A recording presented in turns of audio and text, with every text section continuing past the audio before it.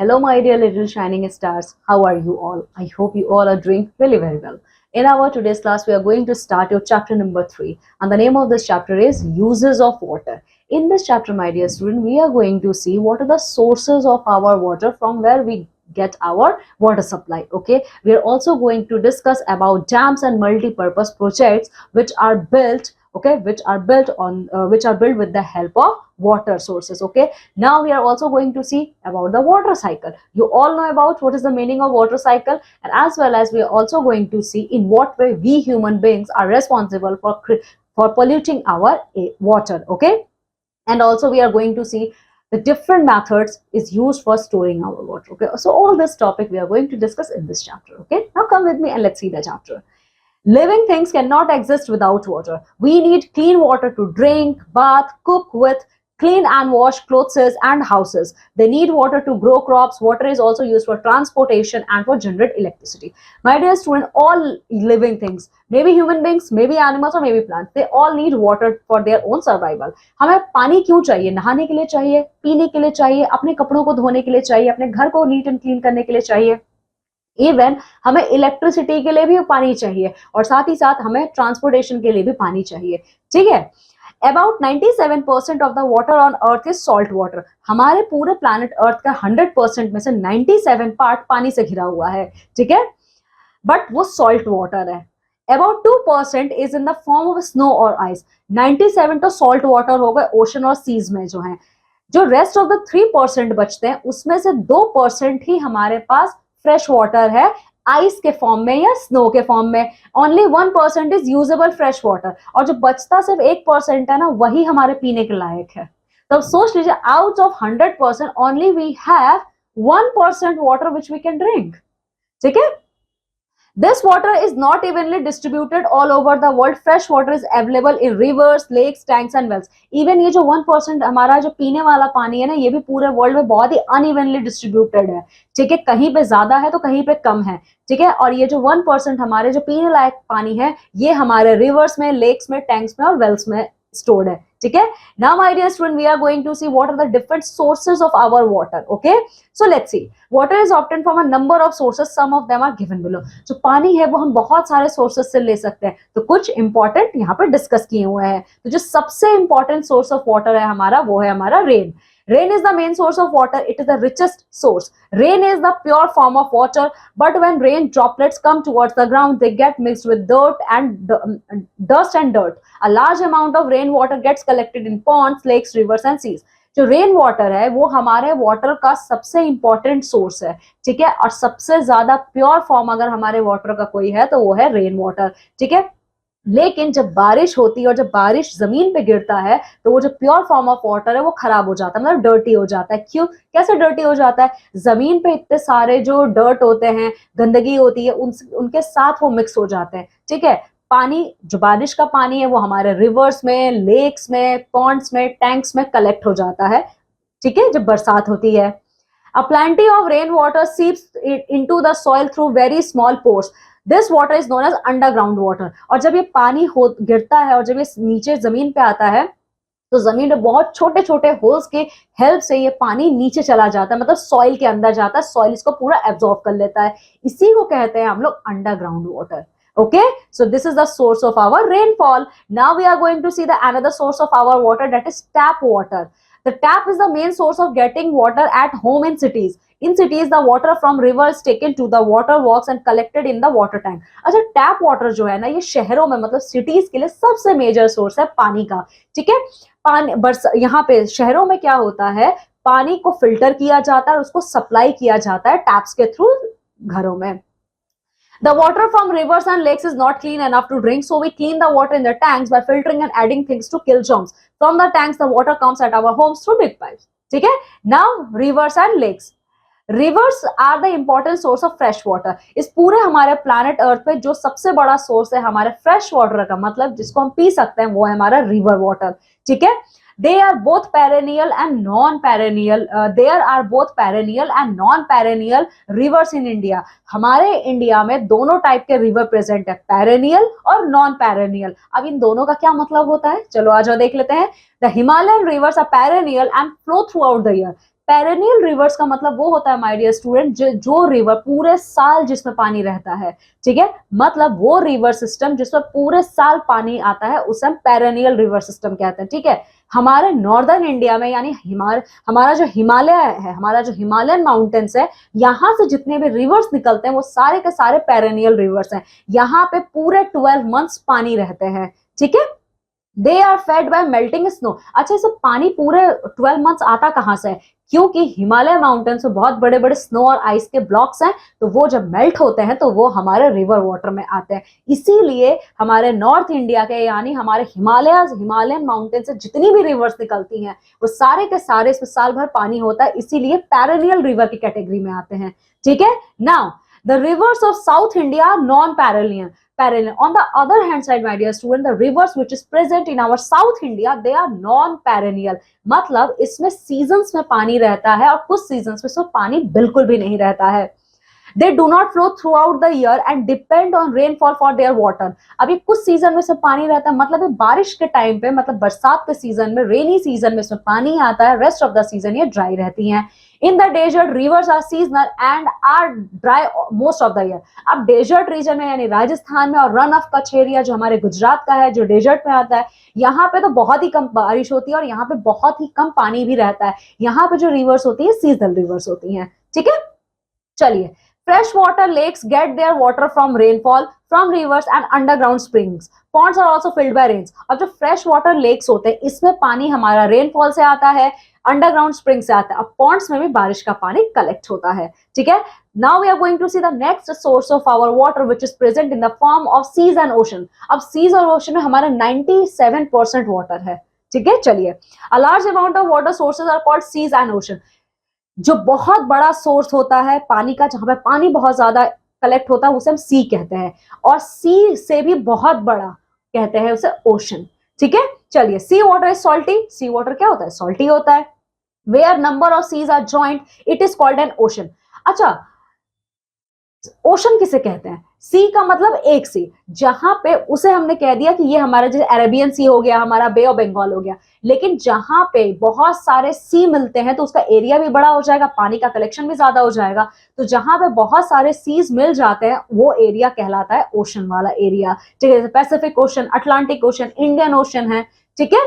We obtain salt from them. हमें नमक जो हमारे खाने में आता है वो कहां से आता है? इन्हीं सीज से आता है, सी और ओशन वाटर से. They are not the source of drinking water, but ये ड्रिंकिंग वाटर का सोर्स नहीं है. Okay, so here you can see the picture of sea. Now keep in mind, water which is found in oceans, rivers and seas are called ground water और surface water.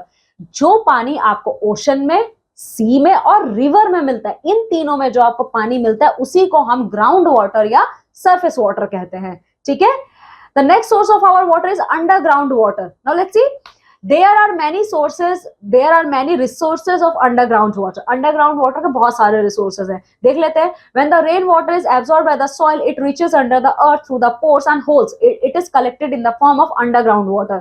अब underground water में पानी कहाँ से आता है? जब बारिश होती है तो सॉइल में बहुत छोटे छोटे से होल्स होते हैं और इन छोटे छोटे होल्स की हेल्प से वो बरसात का पानी पूरा का पूरा सॉइल एब्जॉर्ब कर लेता है और वो हमारे अंडरग्राउंड वाटर को बढ़ाता है. Then the next source of our water is wells. The people in villages dig wells to get water. The women of the village dip the bucket tied with a rope into the well. Then with the help of the pulley, pull the rope and the bucket filled with water comes out of the well. Well हमारे गांव area में होता है. गांव में क्या होता है? गांव के लोग एक वेल बना देते हैं जिसमें से वो पानी का यूज करते हैं. औरतें क्या करते हैं? बकेट होता है जिसमें रस्सी बंधी होती है, उस बकेट को वेल के अंदर डालते हैं और पानी को बाहर निकालते हैं. Okay, so here you can see this is the example of our well. Now tube wells. It is a huge water resources for agricultural purpose. It is used for taking underground water. Water of tube well is not clean. It is mixed with some mud. अच्छा, tube well जो हमारे irrigation purpose होता है, ठीक है. हमारे irrigation purpose में जो सबसे बड़ा सोर्स है जिसका पानी हम यूज करते हैं वो हमारे ट्यूब वेल्स है. ट्यूब वेल्स का पानी ना साफ नहीं होता क्योंकि अंडरग्राउंड का आता है. अब अंडरग्राउंड में मतलब उसमें सॉइल का मिक्सचर होगा, इसीलिए वो प्योर नहीं होते, पीने लायक वो नहीं होते हैं. Here you can see this is example of tube well. Now hand pump. अब ये हैंड पंप क्या होता है देख लेते हैं. Hand pump is also a source of underground water. We push and pull the lever of the hand pump to bring out the water. Hand pump एक underground water का source है. इसमें एक पंप लगा होता है, उसको हम push करते हैं, pull करते हैं, जिससे पानी pressure के साथ बाहर निकलता है. ठीक है, this is a picture of hand pump. Now dams and multi-purposes project. Now what is the meaning of dams and multi-purpose project? Let's see. A dam is a barrier made of cement and steel that is built across a river. It blocks the river flows and stores water in a lake. Dam क्या होता है? एक cement और steel से बना हुआ एक wall होता है जो रिवर्स के बीच में बनाया जाता है, जिससे जो रिवर का फ्लो है वो ब्लॉक हो जाता है. ठीक है, अब रिवर का फ्लो है, ब्लॉक तो होगा नहीं क्योंकि पानी है, पानी को कोई रोक नहीं सकता, तो उसको डाइवर्ट कर दिया जाता है और वो जो पानी डाइवर्ट होता है वो नीचे गिरता है और वो एक लेक के फॉर्म में कन्वर्ट हो जाता है. ठीक है, इसे हम डैम कहते हैं. वैसे ये किया क्यों जाता है? क्योंकि इसके बहुत सारे यूज होते हैं. Dams have many uses. They control flooding of river. The water in a dam falls from a great height with a great force which is used to produce electricity. Electricity generated from water is called hydroelectricity. अच्छा my dear student, dam बनाया जाता है flood control के लिए और electricity generation के लिए. सारे रिवर्स पे सारे रिवर्स पे डैम नहीं बनाया जाता.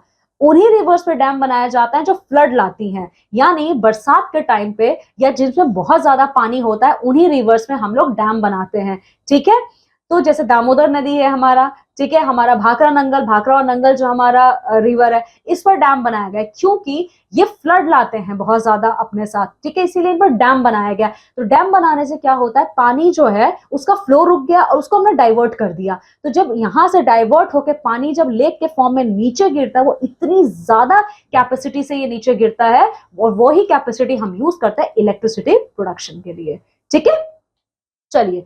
Dams also help in irrigation, navigation, fishery projects, supply drinking water and several recreational purposes. Dam with several uses are called multipurpose projects. There are many such projects all over the India.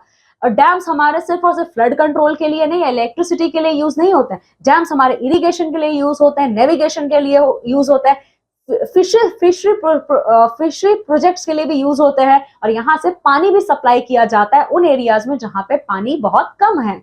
ठीक है, इसके अलावा dam पे और भी ज्यादा काम होता है. तो जिन डैम्स को हम और सारी चीजों के लिए यूज करते हैं उसे मल्टीपर्पज प्रोजेक्ट कहता है. हमारे इंडिया में बहुत सारे मल्टी प्रोजेक्ट्स हैं. Now keep in mind fact, India has one of the largest canal irrigation system in the world.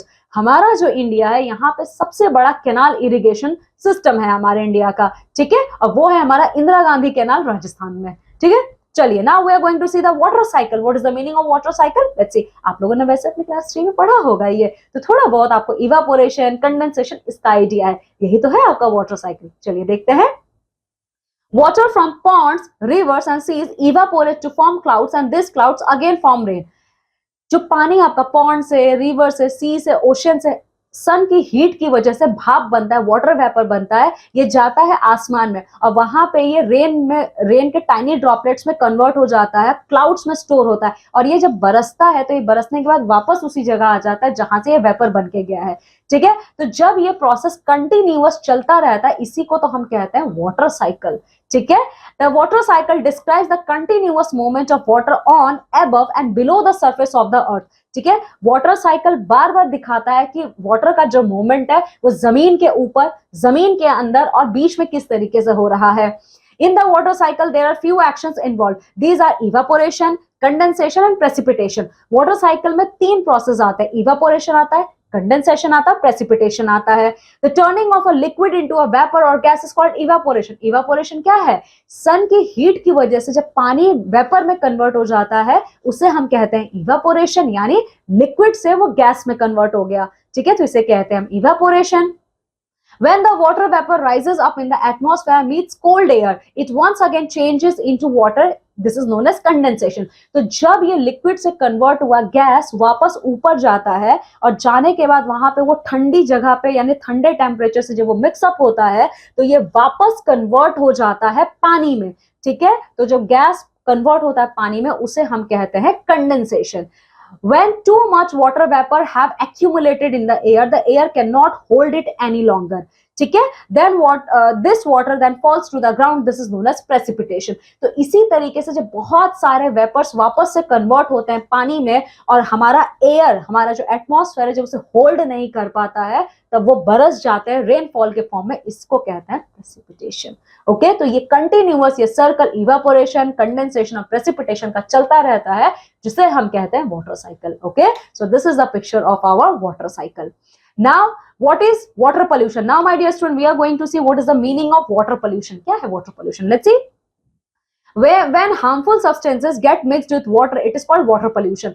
जब water में बहुत सारी harmful चीजें mix हो जाती हैं, वो हमारे water को pollute कर देती हैं, उसी को हम कहते हैं water pollution. Pollution of sea water is called marine pollution. जो sea water है या ocean water है, जब वो खराब होता है तब हम उसको कहते हैं marine pollution. The reason behind water pollution, वैसे रीजन क्या क्या है जो हमारे ये मरीन पोल्यूशन और वाटर पोल्यूशन हो रहा है, क्या रीजन है इसका, आ जाओ देखते हैं। Bathing of humans and animals in water bodies, humans और एनिमल्स जब पानी में नहाते हैं कंटिन्यूअसली, तो जो डर्ट एंड जर्म्स बॉडी में प्रेजेंट होता है वो तो पानी में मिक्स हो गए, तो इससे क्या होता है, पानी पोल्यूट हुआ। Washing of clothes, utensils etcetera in water bodies, आप कपड़े धो रहे हो, बर्तन धो रहे हो पानी में, वो भी तो गंदा है, तो उससे क्या, और डर्ट एंड जर्म्स जाके पानी में मिल गए, हमारा वाटर पोल्यूट हो गया। Throwing of household waste in water bodies, बहुत से लोग क्या करते हैं, अपने घर का गार्बेज पूरा का पूरा उठा के पानी में फेंक देते हैं, वो भी वाटर पोल्यूट हुआ।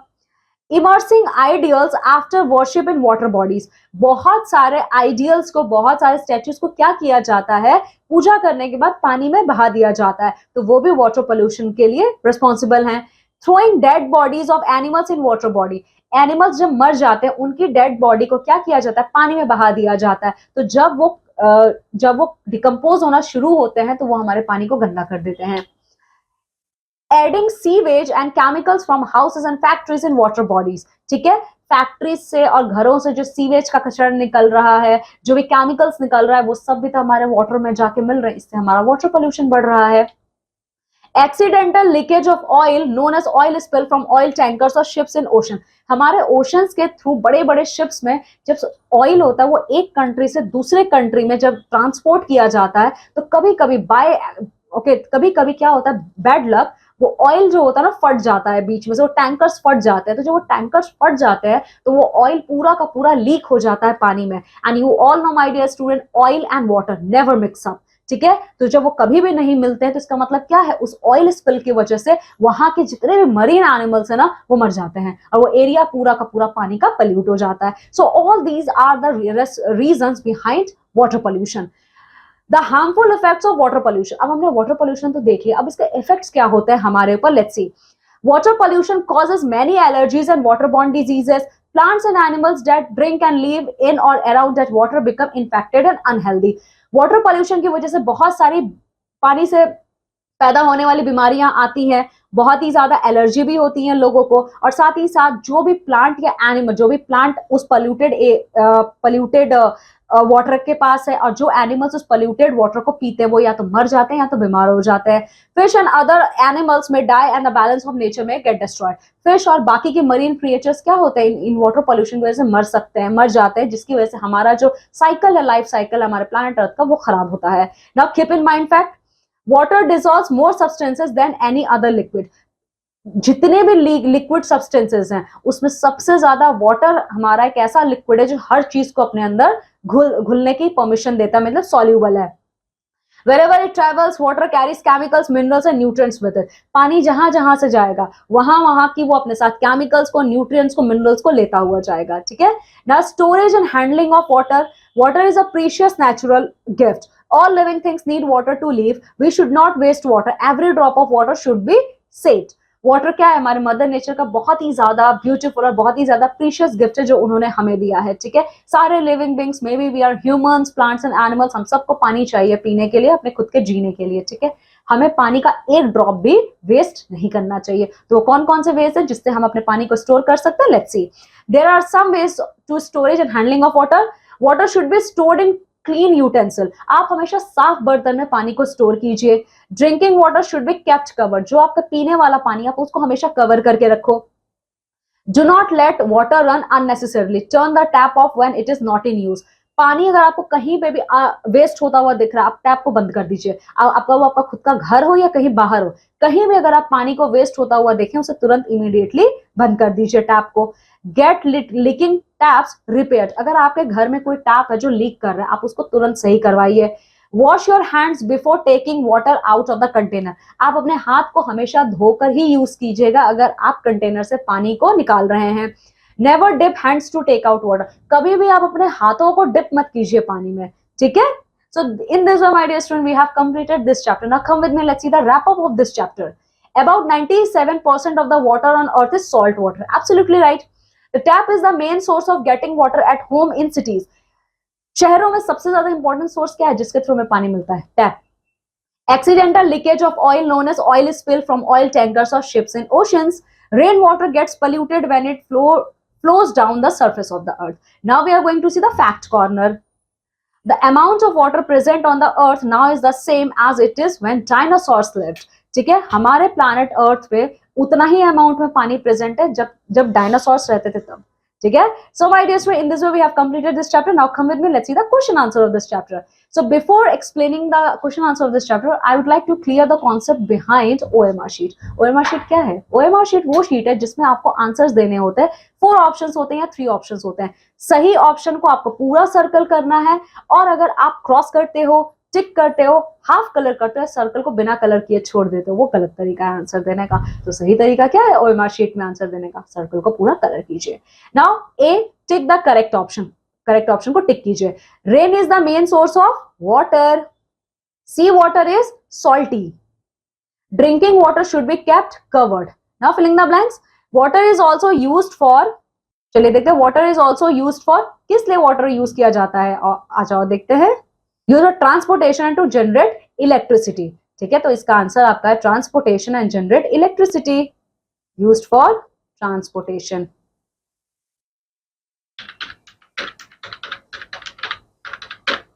Transportation and generate electricity, electricity. Now dash water is pure form of water, rain water. The river of South India are non-perennial.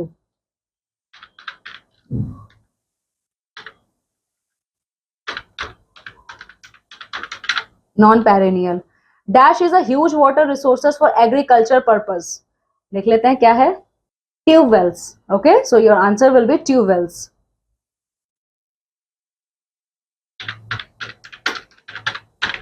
Tube wells. In water cycle, what are the 3 processes? Evaporation, condensation.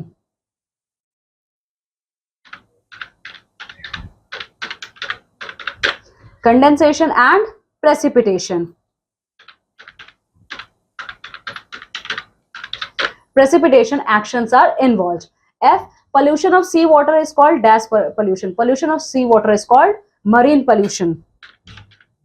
Marine pollution.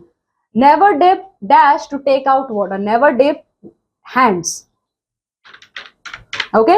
Now define the following. Seas and oceans. Seas and oceans क्या होते हैं? आजो देख लेते हैं। ये रहा आपका answer. A large amount of water resources are called seas and oceans. ठीक है, ये है आपका इसका आंसर। फिर सेकंड क्या है? Hydroelectricity. What is the meaning of hydroelectricity? देख लीजिए। Electricity generated from water is called hydroelectricity, ठीक है। फिर आता है बारी आपका वाटर साइकिल का। What is the meaning of water cycle? देखिए,